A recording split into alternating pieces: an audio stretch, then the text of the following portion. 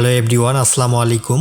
গণপ্রজাতন্ত্রী বাংলাদেশ সরকার ভূমি রেকর্ড ও জরিপ অধিদপ্তরে পরপর 3বার সার্কুলারটি পাবলিশ হওয়ার ক্ষেত্রে অনেকেই অনেক ধরনের কোশ্চিন করতেছেন। তো এই প্রশ্নগুলো ক্লিয়ার করার জন্য আজকের এই ভিডিওটি।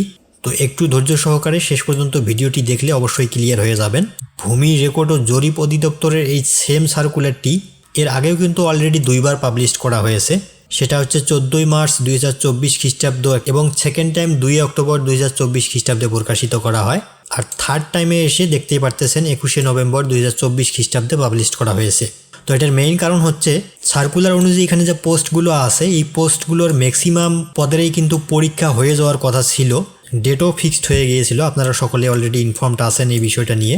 বৈষম্য বিরোধী সাধারণ ছাত্রছাত্রীদের যে আন্দোলনটি ছিল, অর্থাৎ সরকার পতনের আন্দোলন, সেইটাকে কেন্দ্র করে কিন্তু পরীক্ষার ডেটগুলো আবার পিছায় দেওয়া হয়। এর জন্য এই সার্কুলারটি নিয়ে হেরফের চলছে। তো মেইন কারণ হিসেবে যেটা দাঁড়িয়েছে সেটা হচ্ছে যে রিসেন্ট টাইম কিন্তু সকল চাকরি প্রত্যাশী ভাই বোনেরা বয়স ভিত্তিক যে আন্দোলনটি করেছিলেন, অর্থাৎ 35 বছর করার জন্য যে আন্দোলনটি করেছিলেন, সেখানে কিন্তু 32 বছর সিলেক্ট করা হয় এবং সরকারি নোটিশ অনুযায়ী 32 বছরেই জারি করা হয়েছে। আর এটার জন্যই মূলত তৃতীয়বারের মতো এই সার্কুলারটি পাবলিশ করা হয়। অর্থাৎ এর আগে যারা আবেদন করেছিলেন তাদের বয়স কিন্তু নির্ধারণ করা হয়েছিল 18 থেকে 30 বছরের মধ্যে। আর ইনস্ট্যান্ট এখন যারা আবেদন করবেন তাদের বয়স কিন্তু 18 থেকে 32 বছরের মধ্যেই করা হয়েছে। 2 বছর এক্সট্রা বৃদ্ধি করা হয়েছে, সকলে অলরেডি জানেন। তো এই বয়সকে কেন্দ্র করেই কিন্তু এই সার্কুলারটি সকলকে উদ্দেশ্য করে প্রকাশিত হয়েছে। একটি বিষয় তারা এখানে স্পষ্ট করে লিখে দিয়েছে, আমি বলেই দিচ্ছি। এর আগে যে 2বার সার্কুলারটি প্রকাশিত হয়েছিল সেখানে কিন্তু 1, 5, 6, 7, 8, 9, 10, 11, 12, 13 এবং 14 নং ক্রমিকে বর্ণিত পদে সকলে আবেদন করেছেন। এই পদগুলো কিন্তু এখানে দেয়া আছে। আর এই সব পদের সাথে অ্যাড করে, অর্থাৎ সমন্বয় করে আরো কিছু পদ এখানে এক্সট্রা বৃদ্ধি করা হয়েছে। সেটা হচ্ছে এখানে 2 নম্বরে সার্ভেয়ার দেয়া আছে 14তম গ্রেডে 10,200 থেকে 24,680 টাকা বেতনে 85 জন লোক নিয়োগ করা হবে। কোনো স্বীকৃত ইনস্টিটিউট হইতে 4 বছর মেয়াদী ডিপ্লোমা ইঞ্জিনিয়ারিং থাকতে হবে সার্ভিং টেকনোলজিতে। এরপরে 3 নম্বরে যে পদটি বৃদ্ধি করা হয়েছে ট্রাভার্স সার্ভেয়ার 15তম গ্রেডে এখানে বেতন দেওয়া হবে 9,700 থেকে 23,490 টাকা। 4 জন লোক নিয়োগ করা হবে। এখানেও কিন্তু সেম একইভাবে 4 বছর মেয়াদী ডিপ্লোমা ইঞ্জিনিয়ারিং থাকতে হবে। এরপরে 4 নম্বরে যে পদটি বৃদ্ধি করা হয়েছে কম্পিউটার 15তম গ্রেডে 9,700 থেকে 23,490 টাকা। সর্বমোট 8 জন লোক নিয়োগ করা হবে। অবশ্যই কোনো স্বীকৃত ইনস্টিটিউট হইতে 4 বছর মেয়াদী ডিপ্লোমা ইঞ্জিনিয়ারিং থাকতে হবে সার্ভিং টেকনোলজিতে। আর বাকি যে পদগুলো আছে এগুলো কিন্তু এর আগেও 2বার প্রকাশিত হয়েছে। যারা অলরেডি আবেদন করেছেন তাদের আবেদন করার কোনো প্রয়োজন নেই, এবং যারা এর মধ্যে মিসিং হয়েছিলেন আবেদন করতে পারেননি তারা কিন্তু এই পদগুলোতে আবারও আবেদন করতে পারবেন। আর এখানে 2 থেকে 4 নম্বর যে 3টি পদ আছে এই পদে কিন্তু সকলে আবেদন করতে পারবেন সারা বাংলাদেশ থেকেই। তো এই পদগুলো আমি এর আগে কিন্তু দেখাই দিয়েছিলাম, তারপরও আমি একটু ছোট্ট করে দেখাই দিচ্ছি।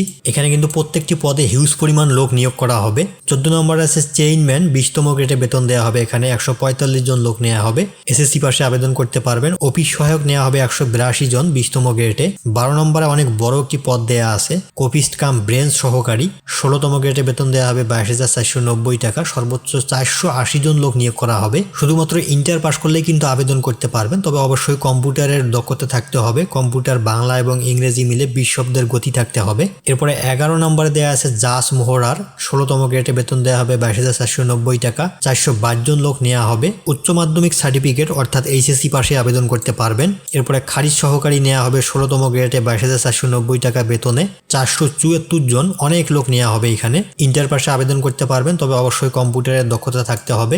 রেকর্ড কিপার নেওয়া হবে 16তম গ্রেডে 22,490 টাকা বেতনে 291 জন। পেশকার নেওয়া হবে 16তম গ্রেডে 378 জন। অফিস সহকারী কাম কম্পিউটার মুদ্রা খরিক 16তম গ্রেডে 21 জন লোক নেওয়া হবে। অবশ্যই কম্পিউটারের দক্ষতা থাকতে হবে। নাজির কাম কেশিয়ার নেওয়া হবে 17 জন। ড্রাইভার নেওয়া হবে 12 জন। আর 7, 3, 2 এই 3টি কিন্তু নতুন পোস্ট অলরেডি বলে দিয়েছি। এরপরে সর্বশেষ 1 নম্বর ষাটলিপি কাম কম্পিউটার অপারেটর 13তম গ্রেডে 5 জন লোক নিয়োগ করা হবে। প্রিয় বন্ধুরা, এই ছিল পূর্ণ সংশোধিত নিয়োগ বিজ্ঞপ্তিটি ভূমি রেকর্ড ও জরিপ অধিদপ্তরের। আর এখানে আবেদনটি করতে হবে সম্পূর্ণ অনলাইনে। অ্যাপ্লাই করতে পারবেন সরাসরি তাদের ওয়েবসাইট, অফিসিয়াল ওয়েবসাইট dlrs.teletalk.com.bd। আবেদন করার জন্য খুব বেশি সময় এখানে দেয়া হবে না। অলরেডি যেহেতু 2বার পাবলিশড হয়েছে এই সার্কুলারটি, তৃতীয়বারের মতো এসে এখানে আবেদনের সময় দেয়া হয়েছে 26/11/2024 খ্রিস্টাব্দ সকাল 10 ঘটিকা হইতে 9/12/2024 খ্রিস্টাব্দ বিকেল 5টা পর্যন্ত সকলে আবেদন করতে পারবেন। আমি আবারও বলতেছি, যাদের বয়স 18 থেকে 32 বছরের মধ্যে তারা সকলে আবেদন করতে পারবেন। আবেদন করার প্রসেসিংটা খুবই সহজ।